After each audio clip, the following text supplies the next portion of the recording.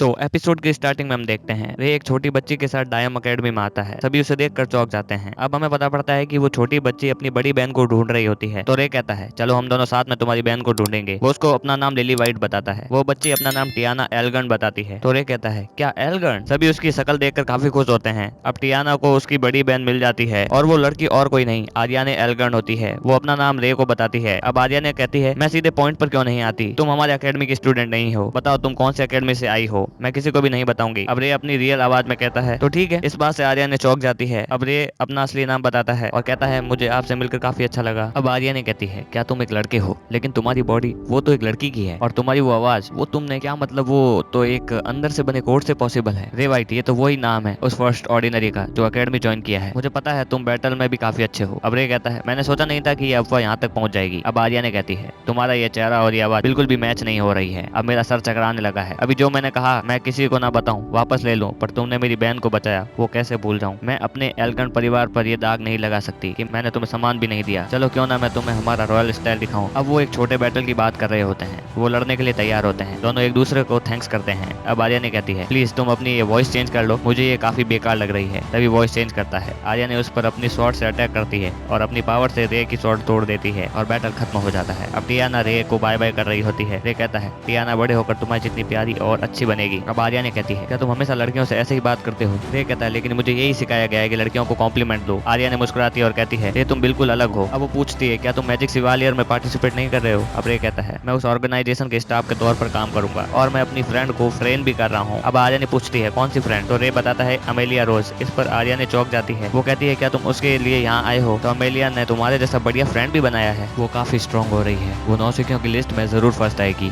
और तुम्हें हार का स्वाद चखाएगी। आर्या ने उसे ठीक कह देती है। अब काफी देर हो जाती है। रे देखता है एक लड़की रोते हुए आ रही होती है और बीच में ही ठोकर लगने के कारण गिरने वाली होती है। तभी रे उसे पकड़ लेता है और पूछता है क्या तुम ठीक हो? वो लड़की भी रे की सुंदरता देख शर्मा जाती है। उसे बचाने के लिए शुक्रिया करती है। अब रे कहता है तुम्हारी स्नो जैसी व्हाइट स्किन अभी खराब हो जाती। रे गुड बाय बोलकर जाने लगता है, पर वो लड़की उसका हाथ पकड़ देती है और पूछती है तुम्हारा नाम क्या है? रे उसे अपना नाम लिली वाइट बता देता है और वो लड़की अपना नाम मारिया ब्रैडली। अब रे पूछता है क्या तुम रिबेका ब्रैडली की छोटी बहन हो? मारिया कहती है क्या तुम मेरी बहन को जानती हो? अब रे कहता है हाँ, रिबेका ने मेरी काफी जगह हेल्प करी है। अब मारिया उसे कहती है मुझे यहाँ आने में डाउट हो रहा था, पर अब एक भी नहीं। अगर आप यहाँ हैं तो मैं पक्का नेक्स्ट ईयर में जा पाऊंगी। प्लीज मेरा इंतजार करना, मैं अभी जा रही हूँ। वो वहाँ से चली जाती है। अब हम देखते हैं अमेलिया ट्रेनिंग करके काफी थक जाती है। क्लैरिस और अलीसा उसका ध्यान रखते हैं। तभी रे की आवाज आती है लगता है तुम काफी हार्ड वर्क कर रही हो। वो अलीसा और क्लैरिस को थैंक्स करता है, लेकिन अमेलिया तुम्हें अपने आप को फोकस रखना होगा। वो अभी कंफ्यूज हो जाते हैं कि इस लड़की से रे की आवाज क्यों आ रही है। अब रे कहता है ओह सॉरी, मैं अभी अपना मिशन का पूरा करके यहाँ आ रहा हूँ, ये मैं ही हूँ रे वाइट। वो उसे देखकर चौंक जाती हैं। अब अगले दिन वो सभी लेडिया के पास जाते हैं। अब लेडिया उसके दोस्तों से मिलती है। अब रे बताता है हाँ ये मेरे फ्रेंड्स हैं जिनसे मैं अकेडमी में मिला। अब सभी धीरे धीरे अपने आप को इंट्रोड्यूस करते हैं। अलीसा लेडिया से उसका ऑटोग्राफ मांगती है और खुश हो जाती है। अब लेडिया कहती है मैंने सुना है क्लैरिस तुम एक हंटर बनना चाहती हो। वो कहती है आपको कैसे पता? अब लेडिया कहती है मुझे पता है कि तुम सिवरलैंड हाउस की हेड फैमिली से बिलोंग करती हो। वो मुझसे एडवाइस लेने के लिए पहले यहाँ आए थे। अब लेडिया बताती है कि मैं प्लेटिनम हंटर हूँ, पर अब मैं इस तरह हूँ। अब लेडिया कहती है देखो ऐसा कोई भी रीजन नहीं है कि तुम एक हंटर ना बन पाओ, बस इंपॉर्टेंट है तो वो है अपना उस काम पर पहला कदम। अमेलिया और लेडिया तो एक दूसरे को जानते ही थे। लेडिया उसे प्राइवेट बात करने के लिए ले जाती है। अब कार्ला भी रे को बात करने ले जाती है। अब कार्ला बताती है मैंने सुना है कि एम्पायर की एंजल्स यानी राजकुमारी को फिर से मारना स्टार्ट कर दिया गया है। रे कहता है ग्रिम रीपर ने, लेकिन ये आईवेल एम्पायर डेथ स्क्वाड चाहती क्या है? अब कार्ला कहती है मुझे ज्यादा पता नहीं, लेकिन टाइमिंग का पता है। रे समझ जाता है वो टाइमिंग मैजिक सिवालियर है। अब कार्ला कहती है सारी नोबल फैमिली उस इवेंट को अटेंड करने के लिए आएंगे, इस बात को याद रखना। अब हम देखते हैं लेडिया कहती है देखो रोज ये सारे लेटर रे की तरफ से हैं। पहले तो वो नॉर्मल बातें ही लिखता था, लेकिन आजकल वो देखो वो जानता है कि तुम अपने दिल में कुछ तो छुपा कर बैठी हो, पर वो उसे जानने की कोशिश नहीं करता। मुझे पता है कि तुम रे का पास जानती हो। रे वर्ल्ड का सबसे बेस्ट सोर्सरर है। उसने आसानी से मुझे भी सरपास कर दिया। मुझे जितनी सोर्सरी आती थी उतनी मैंने उसे सिखा दी, पर मैं उसे एक चीज के बारे में नहीं सिखा पाई, वो है इंसानों के दिल के बारे में। जब मैं उसे पहली बार मिली तो वो उस समय संसार की सारी चीजों से हार चुका एक बच्चा था। हाँ हमें थोड़ा टाइम लगा, पर हमने सब मैनेज कर लिया, लेकिन फिर भी उसके चारों तरफ सिर्फ हम सोल्जर्स थे। इसलिए मैं चाहती थी कि वो अकेडमी ज्वाइन करे। मैंने सोचा कि वो वहाँ रहकर अपने दोस्तों के साथ अपने दिल को यानी सारी फीलिंग्स को डेवलप कर पाएगा। और आज तुम सभी यहाँ हो। रे तुम्हारे बारे में चिंता करता है। इस चीज ने मुझे काफी खुश किया। अमेलिया मुझे नहीं पता कि तुम्हारे दिल में क्या है, लेकिन अगर तुम अपने आप को चेंज करना चाहती हो तो तुम्हें अपने दोस्तों पर विश्वास करना होगा। अब वहाँ से सभी स्विमिंग के लिए चले जाते हैं। अब रात को रे और रिवाई अपनी ट्रेनिंग कर रहे होते हैं। उनके गालों पर हाथ का निशान बना होता है। रे कहता है हमने सोचा नहीं था कि मिस एबी और कैरोल भी वहाँ आ जाएंगे। अब अगले दिन हमें पता पड़ता है कि लेडिया कहती तुमने मुझसे पूछा कि तुम अमेलिया के लिए क्या कर सकते हो, तुम जो चाहे वैसा करो। अब रे उसे फाइनल ट्रेनिंग करवाता है। अगर उसने वो पास कर लिया तो वो उसे एक बैच देगा। वो दोनों अपनी तलवार निकाल कर ट्रेनिंग करते हैं। अब वो दिन आ जाता है। एबी बताती है जो भी ये लाइन में खड़े हैं वो यहाँ आज लड़ेंगे और बताएंगे कि कौन है सबसे स्ट्रॉन्गेस्ट। अगर तुम्हें एक बेस्ट सोर्सरर बनना है तो तुम्हें सिर्फ हार्ड वर्क और टैलेंट की जरूरत नहीं है, पर उन्हें ऐसा एनवायरनमेंट भी चाहिए जहाँ वो अपने से अच्छे कॉम्पिटिटर से लड़ें। अब कॉम्पिटिशन स्टार्ट होता है। अब आर्या ने और रोज आपस में मिलते हैं। आर्या ने कहती है तो मिलते हैं रोज फाइनल फाइट में। वो दोनों एक दूसरे से हाथ मिलाते हैं। लियाना और कैरोल कमेंटेटर बनते हैं। अब मैच का सेमीफाइनल भी स्टार्ट हो जाता है जहाँ साइन गियार्ड और अमेलिया की फाइट होती है। जो भी अपने ओपोनेंट को इस रिंग से बाहर निकाल देगा वो होगा विनर और मैं चाहूँ तो उस मैच को खत्म कर सकती हूँ। अब मैच स्टार्ट हो जाता है। गियार्ड अपनी फुल फोर्स से अटैक करता है पर अमेलिया उसे डॉज करती है। एक रोज गियार्ड के चेस्ट पर आता है और अमेलिया जीत जाती है। अब हमें पता पड़ता है उसने जमीन पर एक टारगेट रखा है जहाँ गियार्ड ने पांव रखा और बूम वो जीत गई। अब हम देखते हैं एल्बर्ट काफी डरा हुआ होता है। रे उसके पास जाता है। वो उसे फाइट के लिए गुड लक करता है। फाइट आर्या ने और एल्बर्ट के बीच में होती है। वो दोनों काफी अच्छी शॉर्ट फाइट करते हैं पर बाद में आर्या ने अपनी पावर से उसे दूर फेंक देती है। आर्या ने उसे सरेंडर करने को कहती है। एल्बर्ट कहता है हाँ मैं काफी पहले ही सरेंडर कर देता, पर रे की कही बात अनुसार मेरा दिल ये एक्सेप्ट नहीं करेगा। वो उस पर जोर से वार करता है। वो आर्या ने की तलवार उड़ा देता है और उस पर जोर से वार करता है, पर आर्या ने अपनी पावर से उसकी तलवार तोड़ देती है और उस पर वार कर उसे रिंग से बाहर फेंक देती है और जीत जाती है। अब अल्बर्ट कहता है मैंने तो ये नोटिस ही नहीं किया कि आज का आसमान कितना अच्छा है। अब फाइनल मैच अमेलिया और रोज के बीच होने वाला होता है। ये कहीं जा रहा होता है और उसका कोई पीछा कर रहा होता है और एपिसोड यही एंड हो जाता है। सो गाइस अगर वीडियो पसंद आई हो